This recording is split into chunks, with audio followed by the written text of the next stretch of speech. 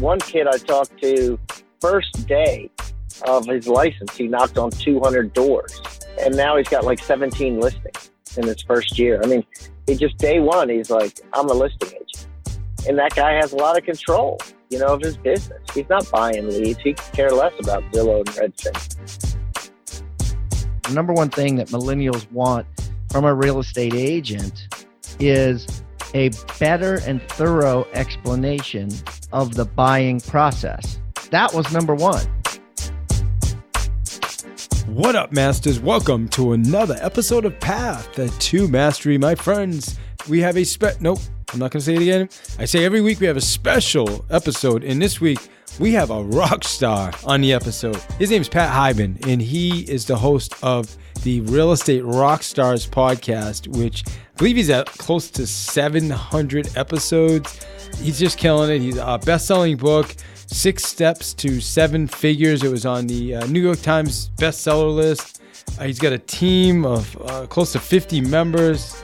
Did a huge production when he was selling, and now he just inspires people. And we have a phenomenal conversation about just disruption and where technology's taking us in the real estate space, Zillow and Redfin, and the weird Remax Redfin partnership. Actually, as a matter of fact, I believe that has broken up. So that might be old news right now, but it's still an interesting partnership that they had tried to put together. And he also talks about the difference now with the teams, and there's some challenges out there right now in real estate with the independent contractor agreement, and then some of us treating the teams as employees. So anyway, it's just a great all over the place conversation on real estate, what's happening, disruption, and man, just so many changes coming to this industry. It's exciting, my friends, exciting. Okay, that said, listen, my sponsors, Vulcan 7, please check them out. I say this every time, check them out. They got phenomenal data. That's the system that I used when I was crushing it with expireds and FSBOs. You got your data, you got your CRM built in, you've got a calendar, a dialer, everything you need, and you can try them out for $49 for the first 2 weeks. Just try it out. If you love it, great, you stick with it. If you don't, you spend $49 and you have all the data. How do you go wrong? You can't. Check that out, vulcan7.com/path to mastery. Again, vulcan7.com/path to mastery, my friends. Hey, if you have any guests, let me know. We're looking for guest suggestions, anything I can do. If you have questions, email me. Seriously, email me, and I'll respond. I guarantee it. Email me, david@davidihill.com. Hey, listen, enjoy. Pat Hiban, he rocks.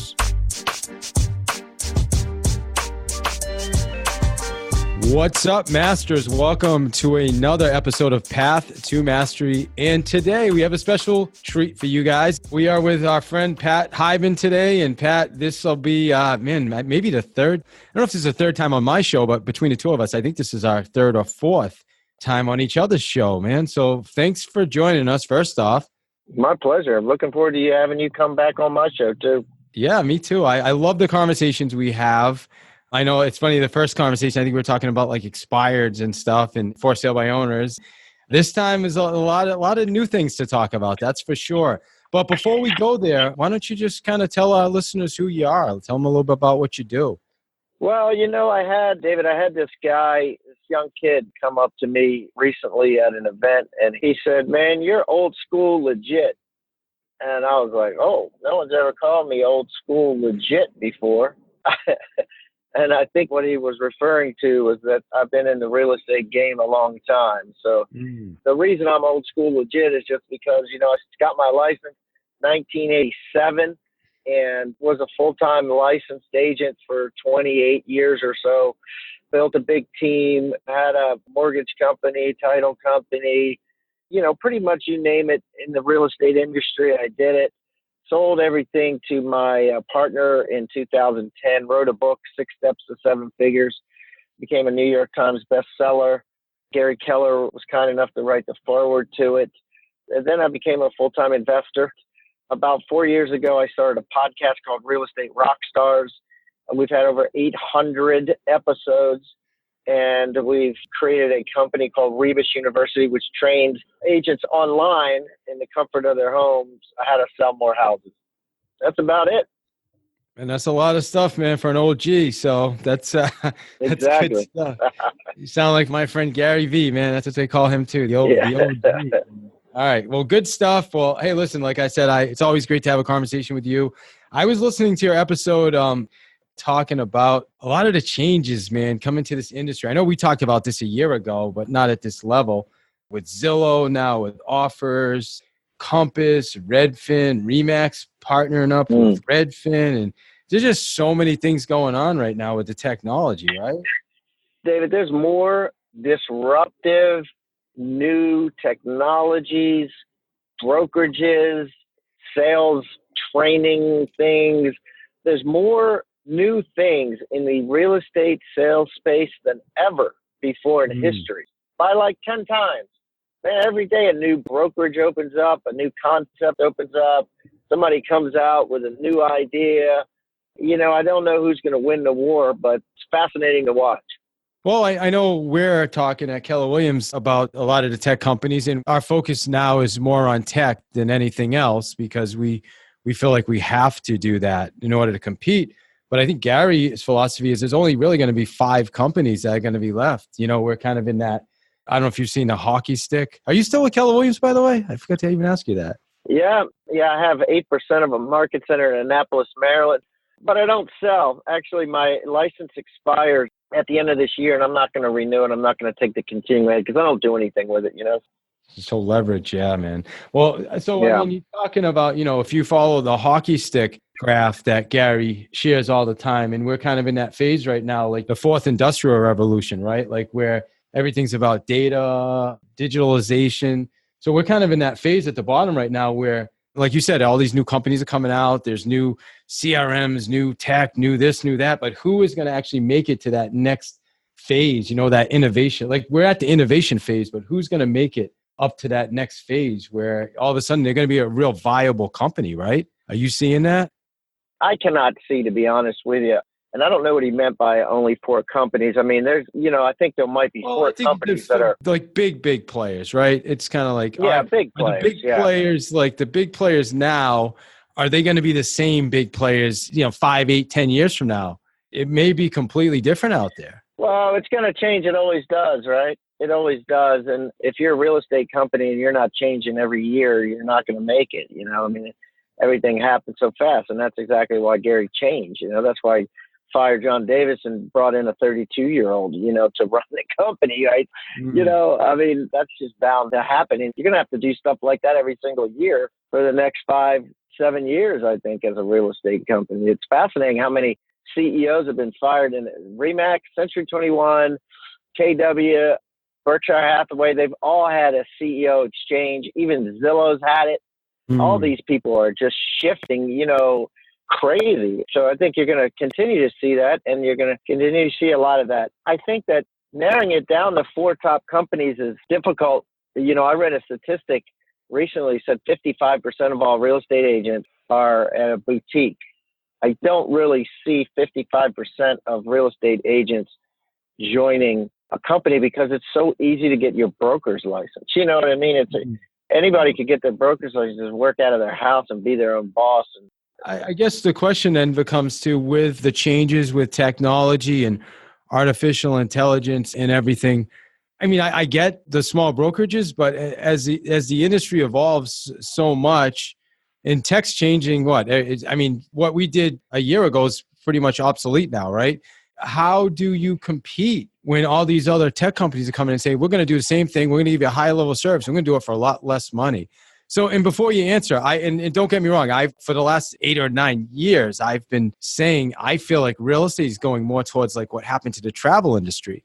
Because 20 years ago, I know you probably know this too, Pat, when I went on a vacation, I'd have to go sit down with a travel agent. Like I'd have to go to their office, sit down, they'd book everything out for me, right? And then that's how I went on a vacation. There's still travel agents out there, but there's Expedia, right? There's other sites like that. I feel like that's kind of the direction real estate's going. I think a lot of people feel that's the direction. Well, I think that there's some of that direction for sure. Put it this way. If I want to go to Vegas, I'm going to just do it online. But if I want to go to China, I need a travel agent and I need help. So I think that you're going to see that in the real estate game too. If I got something simple to do that I feel comfortable with, I can use a computer. I can use IT. I could not have a human being involved. But if it's complicated and I have a complicated situation, I'm going to want a human being. So Absolutely. a lot of these disruptive companies that are coming out, like I saw one recently, I think it was Zillow actually, right? Zillow is the king. They have the most money. So Zillow is coming out with the electronic lock boxes. You watch the videos, you look at the photos, you say, I want to look at it. They collect the driver's license and a credit card. You get a security code that works for 2 hours. You go look at the house. There's cameras inside the house, so they videotape you entering the house, which is dirt cheap now, security cameras and stuff. You don't need a real estate agent. Now, I think that there's a lot of people that'll do that, right? Myself included. Especially if I'm looking at an investment. I don't need an agent to meet me there, right? I just want to look at it. But there's going to be people that are like, my credit's bad, it's kind of tricky, my parents are co-signing, or we're going through a divorce and we're not speaking, or I'm rich, right? And I prefer first-class stuff, which means human beings at my beck and call. If I'm rich, I'm willing to pay for a human being to do all the stuff, right? Don't ask me to do it myself. So there's exclusions to it that will always be there. But I bet you over half the market goes to something as simple as looking at these houses with the electronic lock boxes. Huge. Guaranteed 5 years from now, you will not need an agent to look at a house. Security cameras are too cheap.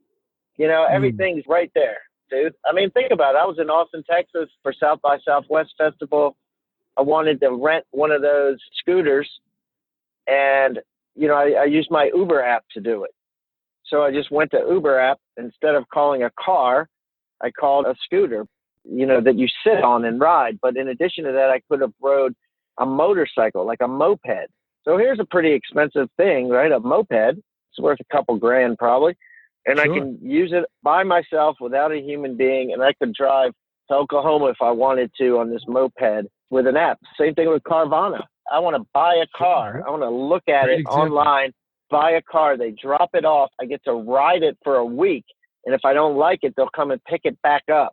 And I never need to talk to a human being. Yeah, I think that's not going to go away.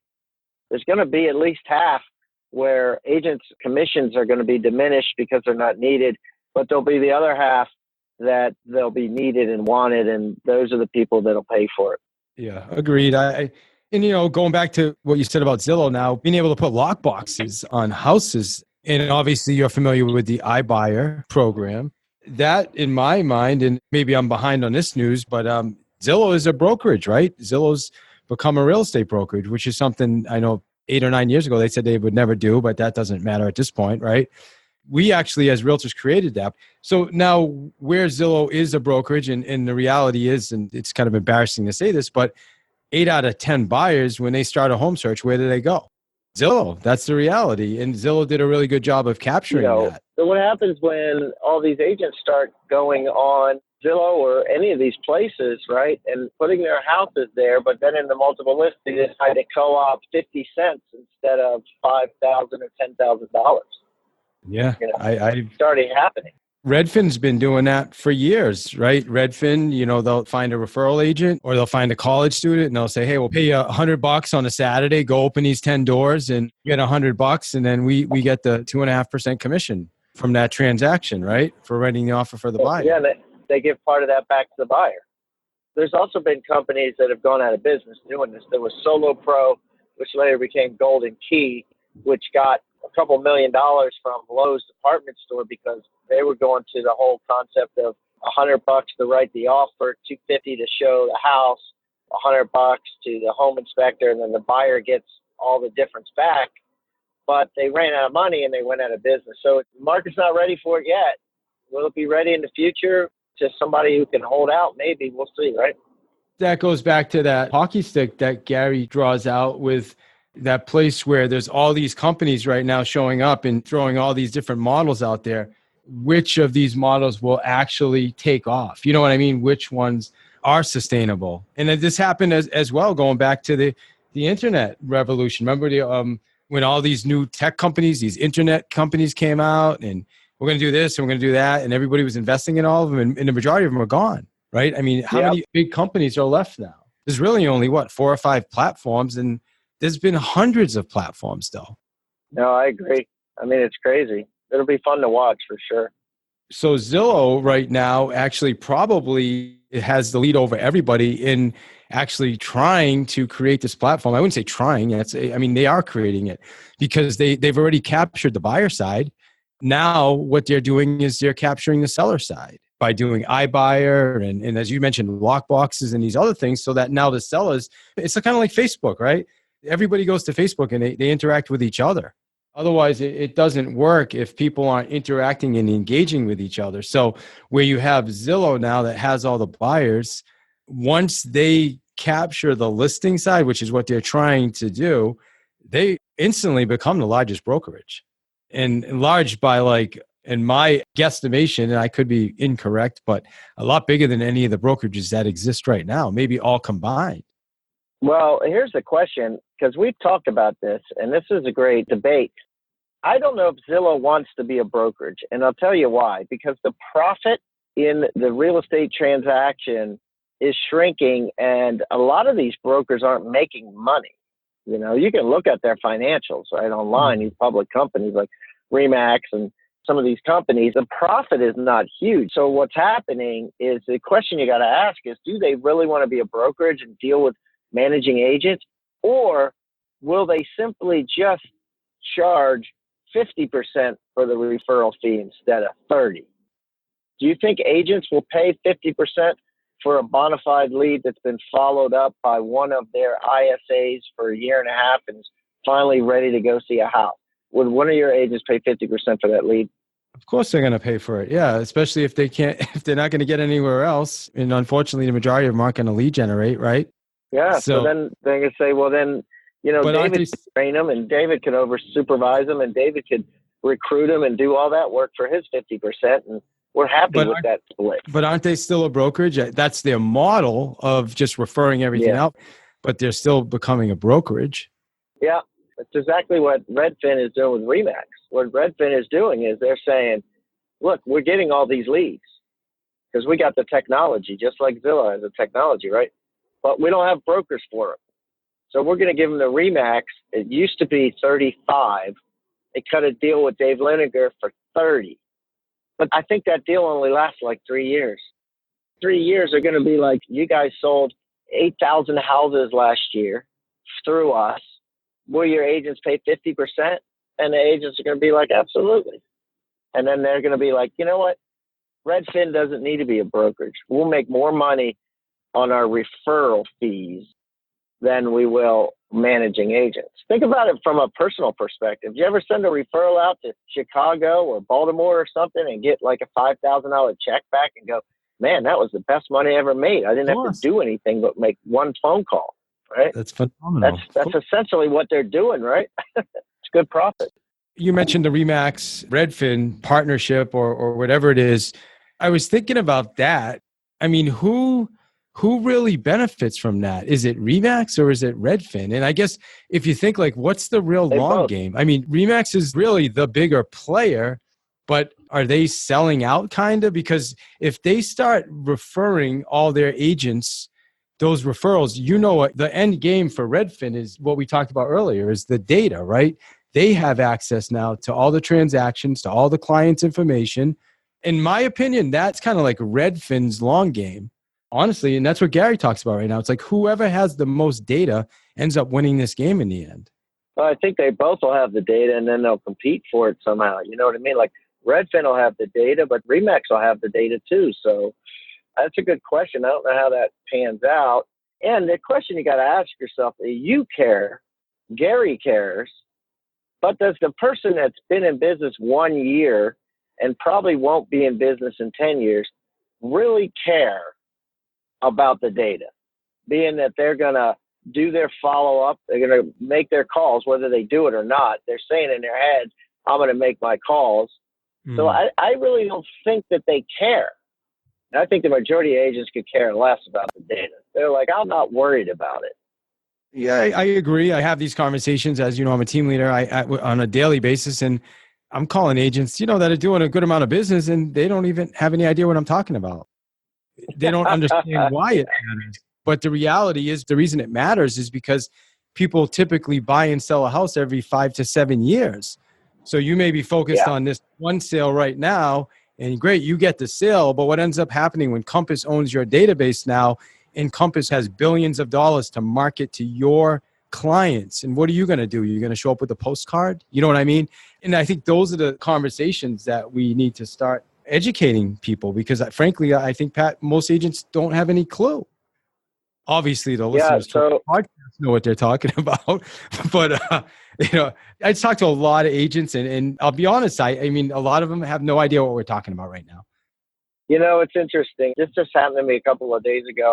For some reason, right, I was looking at the value of a neighbor's house, and I was online and I was on Redfin, and I looked at the value, and then it showed my house. So I clicked on it, right? I was looking at my house, curious what my house was worth. And it said, "Are you the seller of this house?" And I said, "Yes." And it said, "Would you like to update anything?" And I said, "Sure. We remodeled our kitchen and we just spent $40,000 on the remodel." So I typed that in, 40,000 remodel. And then it had my baths wrong. So I added a bath just for kicks, right? And then I saved the information. Didn't think anything of it, right? Now, some time goes by, I get an email, and it says, "The value of your home just increased $50,000. Now, that was interesting. I wanted to open the email up, clicked on it, took me to my Redfin page. Oh, look, my house value went up 50 grand. Man, I'm that much richer today. This is exciting, right? And then guess what it says? Would you like us to recommend a real estate agent that can pinpoint this better for you? 100%. They caught me. They caught the fish. And they're going to send me and be in touch with me. And the guy that sold me the house, he was at a boutique brokerage, because I don't have my license in South Carolina. He only reaches out like once every 3 months on an email. And I guarantee you Redfin's going to be reaching out every week to me. Yeah. And they're going to be showing up on your Facebook feed, and you're going to see them on your YouTube and on your Instagram, and who knows, maybe even on the Clear Channel billboards on the side of the highway that you're driving by. Because everything's connected right now. No, seriously, I don't know if you read the book Platform Revolution, but they actually talked about that, like how literally like on your cell phones now, as you're driving down the highway and you're driving past those billboards, it's tracking. So they're knowing who's driving by those billboards at what times a day is determining the ads they're placing. This is every industry. I mean, so it's just really, really cool where tech's going and what's happening, Going back to what you said earlier, like what agent now, if Redfin calls you and says, "Hey, listen, I got a great listing opportunity for you. $500,000 house. It's in this neighborhood. 50% referral." They're going to be all over that. Mm-hmm. This person's ready to go. I agree. It's changing. So listen, I know KW, we've got a big push with our tech. We've got some amazing tech coming and some other ways to compete. In the way to compete right now, and this is short term. I mean, it depends who you talk to. Some people say we've got a year, 2 years, maybe more. Like you literally have to like build a moat around your sphere of influence right now. And how do you do that? By being in touch with them, staying in front of them, doing client event, all the fundamental stuff we used to do, right? They're saying like, go back to that stuff. What are you telling people? I mean, you train, you teach people how to sell real estate at a high level. What are you telling your people right now? I mean, that's it, David. And people hate to hear it because it's cliche, but it's back to the basics, and it's listings. It's getting control of the listing inventory. So many agents are addicted to the buyer leads. And what happens when you get addicted to the buyer leads is like being addicted to heroin, and your dealer cuts it with more, whatever they cut heroin with, you still keep buying it because you're addicted, right? It's the same thing. They're cutting it's 25% for the buyer leads. Now it's 35. Now it's 50%. You're still buying them because you're addicted to them because you can't do it any other way. And it's the same thing. But if you're a listing agent, you break that addiction because buyers are a byproduct of listings. So more than ever, it's more important to become from day one a listing agent.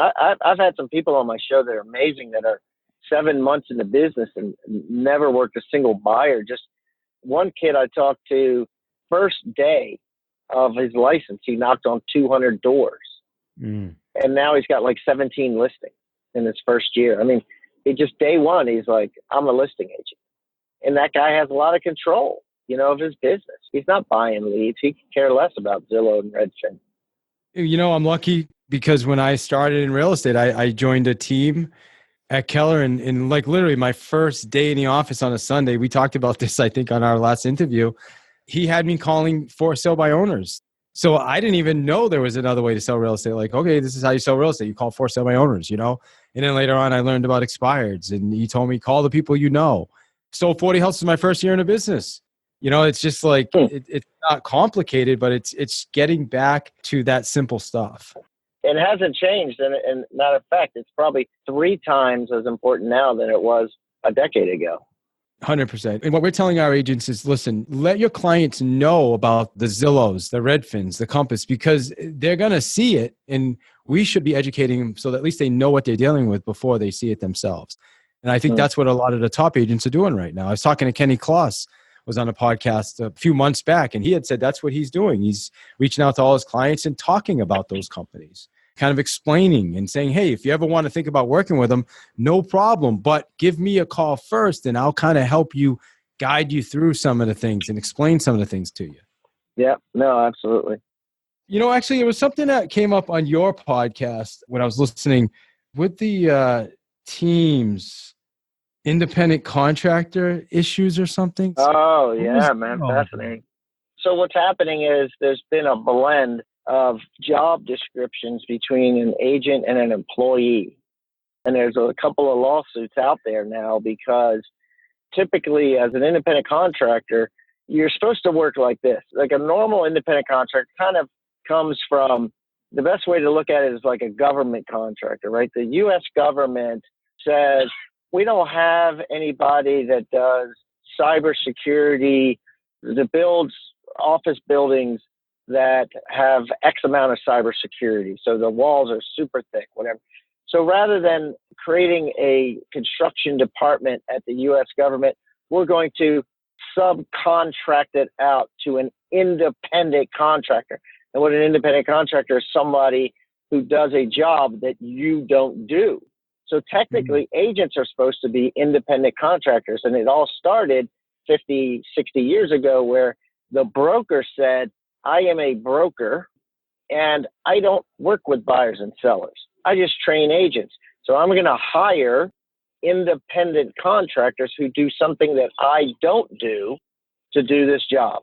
And so what's happened is now teams have become so prevalent that the main hub, the team, actually does the same thing as what the independent contractor does, meaning the team leader also lists and sells. The team leader puts an impression out there to the world that they're doing the same thing as the independent contractor. Not only that, but they're telling the independent contractor what they have to do. So they're saying to the independent contractor, you have to be at the office at 8 a.m. You have to make 100 cold calls a day. You have to do this. You have to do that, which is something that you're allowed to do if they're an employee, because employees are protected by child labor laws and unions and, all kinds of crap that exists. Independent contractors are not protected. They're supposed to be companies that pay their own employees. Well, the lines between being an employee and an agent have been crossed so much that there's some really major lawsuits going on. I forget who's involved in the lawsuits, but they're pretty big. Agents are not independent contractors if they work on a team. They're employees because the person running the team tells them what the hell to do. Masters, we're going to get you right back to the show. Check out my sponsors, Vulcan 7. Listen, 2 weeks, try out the services. If you love it, great. Stay with them. If you don't, you get to keep their data that they just gave you for the last 2 weeks. Can't go wrong. Check them out. Everything you need from expireds, for sale by owners, a built-in dialer, a calendar for setting up your follow-up appointments, a CRM. Everything is there that you need to be super successful with FSBOs and expireds. Vulcan7.com/path to mastery. Get to try it out for 2 weeks for only $49. Okay. Also, if you love podcasts, which obviously you do, you're going to love Audible, okay? Audible is the world's largest selection of audiobooks. So you can get yourself a free audiobook on Audible by going to davidsfreebook.com. Again, davidsfreebook.com. Get yourself a free audiobook. I would recommend today David Goggins' book, Can't Hurt Me. Unbelievable. Okay, guys, I'm trying so hard to get him on my podcast right now. By the way, if you have any connections, please let me know. I'm in touch with his people. They said possibly we're going to have him on in the fall, so I'm working on that. Amazing book. And then finally, when you get set up with Vulcan 7, you have access to the leads.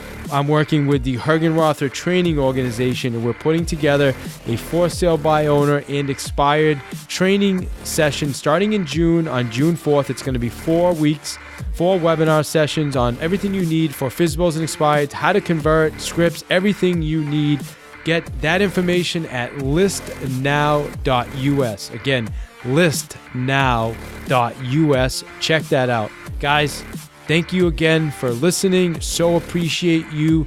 And if you would follow me on Facebook, just go to facebook.com/path to mastery. All right, I'm going to get you back to the show. Enjoy. The challenge really is only in the fact that they're telling him what to do. Because if they weren't telling him what to do, they would be a real, like you hire a plumber come to your house and he fixes the pipe. You hired him, but So if you're a builder and you have a plumber on staff that's part of David Hill Building, you have to give them breaks, right? You have to allow them to go to lunch. You can't, you know what I mean? You can't force them to work crazy hours unless you pay them overtime. There's rules that you have to follow, right? Or you can get in trouble with the government. And if you're an independent contractor, then you're free from all those rules, right? Because you're your own boss, like you're the owner of your own company. You know, there's all these agents that are working for teams that are supposed to be independent contractors, their own bosses, and they can pick and choose their hours. But the team leader, the guy running the team, is telling them, no, you can't pick and choose your own hours. You have to be here at 8. You have to call this many people a day. You have to work this many hours. You have to do this many things. And they're actually telling them what to do, which you're only allowed to do with an employee. So technically, the independent contractor is not protected like an employee is protected. They're saying that agents are not independent contractors. A lot of agents now, especially the ones on the team, are actually employees. And so then some of these big teams need to start paying Social Security tax. They need to start buying them health insurance. They need to give them a lunch break. They need to pay them overtime. It's a legitimate beef and a legitimate lawsuit. I think it's actually got legs because it wasn't always like this. You know what I mean? It did used to be like the broker would be just like, hey, I'm going to hang a bunch of licenses and let the chips fall where they may. And the agent was out on their own. And now there's so much structure that didn't exist before that it doesn't fit. It's a square peg in a round hole. They're really not independent contractors if you're telling them what to do. If you tell them, hey, if you don't show up a certain amount of days a week, you're fired. Well, that's an employee. That's not an independent contractor. Well, it's interesting because when I was listening to you guys, I reached out right after, but the first thing that came to my mind was, well, that's the Redfin model, right? Like, yes, and their employees. I mean, yeah. So, I mean, is going back to where we started this, that may be another one of those models that's going to go up when we talk about, the 5 or so big brokerage models, right? Maybe one. Well, I think that was what the lawsuit was. It was a former Redfin agent that was paid as an agent, and Redfin told them what to do, when to do it, and they were really an employee. So now they owe them all these back benefits. So even though the Redfin agents were treated as employees, they really weren't employees. Is what you're saying. Right. Yeah, they got bonuses. Yeah. I don't know a ton about their model inside, but all right. Well, anyway, listen, we've gone all over. We've probably scared the crap out of a lot. Hey, man, it's fun scaring people. Poor realtors. But the reality is you need awareness. And the good news is you always adapt, right? We're adapting. And that's the cool thing, right? So what do you want the listeners today, Pat, to take from this conversation? I mean, if, with everything we talked about, what would you say to people listening to this now? Like, wow, people's heads are probably spinning. I'll go to this because I just read this. There was a study that was done. It was a National Association of Realtors study, and it said 75% of all the buyers, of all the home buyers in 2025, which is only 6 years away, will be millennials, 75%. And then it asks them what they really want. The number one thing that millennials want from a real estate agent is a better and thorough explanation of the buying process. That was number one. The bottom of the list, I think there was 8 things. And number 8 was a better understanding of why they should expand or change their search criteria. Like what an agent used to be like, oh, you ought to look over in Placid Lake area because that's a great neighborhood. That's at the bottom of the list because they can do all that on the internet. Now at the top of the list, they feel like the agents are pretentious. They're using acronyms. They're speaking in legalese, and they don't feel authentic about these agents. And they're like, I don't want to work with that guy. He doesn't get me. So what they want is someone that can actually explain to them, like a third grader can understand, why they lost that offer. I had an agent on the show yesterday, right? He's training all his agents how to win multiple bids because he's in a real big seller's market. And he said, 99 out of 100 agents don't understand that an appraisal could be done in a week. If you have a good loan officer that will jump to it, they can get the appraisal done in a week. So in his market, the contract says 30 days, right? It says this contract is contingent on a mortgage, and mortgage is contingent on appraisal, has to be done within 30 days. He's changing it to a week, and he's winning every bid based on that plus other things because he got his mortgage officer to do it in a week. So that is something that a buyer would want to know. Why am I losing?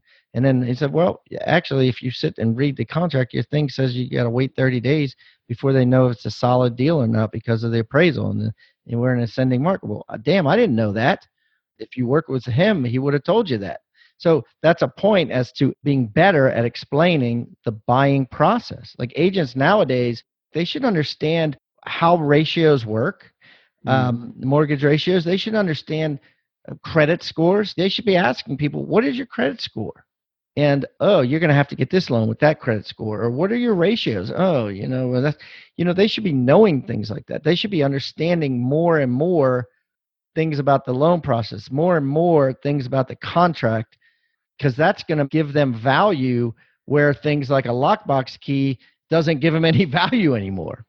Yeah, no doubt. Well, I think you just summarized it all. I mean, the reality is we do have to, as agents, bring the value back to the transaction, to the business, because without the value, they don't need us anymore, right? They don't need us for search, that's for sure.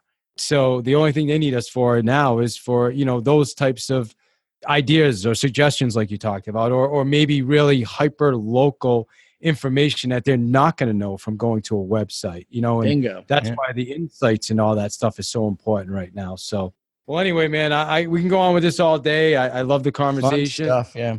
All right, awesome. Well, what do you want to say to everybody? How do people get in touch with you, by the way, if they want to? Yeah, hey, a couple of things I'll throw out there. First of all, I'm easy to find, right? I'm the only Pat Hiban that I know of. If you Google me, Hiban. The second thing is, if you want to get more information on Rebus University, I'm at rebusuniversity.com.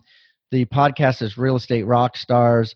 My book is called 6 Steps to 7 Figures, and I'm giving away copies of the book for free. So what you can do is you can go to free6stepsbook.com, and that's SIX spelled out. So it's free, SIX, stepsbook.com. I've sold over 40,000 copies just on Amazon and bookstores. So it's a legitimate book. It's $15 to $20 in most places. You can get it for free if you go to free6stepsbook.com. All you got to do is pay for the shipping, and we'll get it out to you. So love it. Final question, man. Our focus has been staying relevant. In 30 seconds or less, what do you want to say to our listeners? Like, how do you stay relevant right now in the real estate world? Knowing more than the other realtors out there, being that much more smarter about your contract, that much more smarter about loans, that much more smarter about areas. Kind of goes back to that word you said, and Daniel Lesniak uses a lot, hyper local. Like, the more value you can offer because of who you are and what you know in your mind, the more relevant you're going to be. Amen, my friend. Well, hey, it's always a pleasure. Thank you again, and look forward to connecting with you again in a few weeks, man. Yeah, absolutely. Thanks, David. Appreciate the opportunity. You got it, brother. Masters, if you know me, you know health and nutrition is number one, and that's why I'm an advisor for Advocare products. Listen, in my opinion, these are the best products on the planet, guys. You get what you're supposed to get, right? I use the products for health. I use the products for energy. I use the products for wellness. So we have all the different lines from Spark, starting your day with a great energy shot, all the way to pre-workout. It's whatever your goals are, right? It's whatever your goals are. You can check out the products at www.livelongersmarter.com. That's my website. Or reach out to me, and I'd love to have a 30-minute or, anywhere from 15 to 30-minute conversation with you, just talking about your health and nutrition goals and what I can do to help you achieve those goals. So again, products, energy line, wellness line, whether it's joints, you're getting up there in the age, you just want to take care of yourself. I'll tell you, one of the greatest compliments I get is people, you say, wow, you look amazing. I cannot believe you are the age you are. Weight loss. I've helped lots of people, guys, lose weight, not just lose it, but keep it off with the products. And the cool thing is, I'd say 75% of the people who start with our products, they continue using our products even after they initially tried them, which has been amazing. And strength, if you're into bodybuilding, then hey, Rich Fronin, okay? I don't know if you know who Rich Fronin is. He's an advocate for Advocare as well. So amazing products. You can see us. We're featured on NASCAR, professional soccer, college basketball, college football, Men's Health magazine last month. These are the real deal, guys. LiveLongerSmarter.com is the website, or reach out to me if you, like I said, if you want to have a personal conversation with me, just send me an email. In the subject line, just put Advocare products, and I'd love, like I said, schedule a 15 to 30-minute call with you to talk about your health and nutrition goals. Guys, you rock. Live longer, smarter. And as Gary Keller eloquently said, if you don't take care of your body, where are you gonna live? You rock.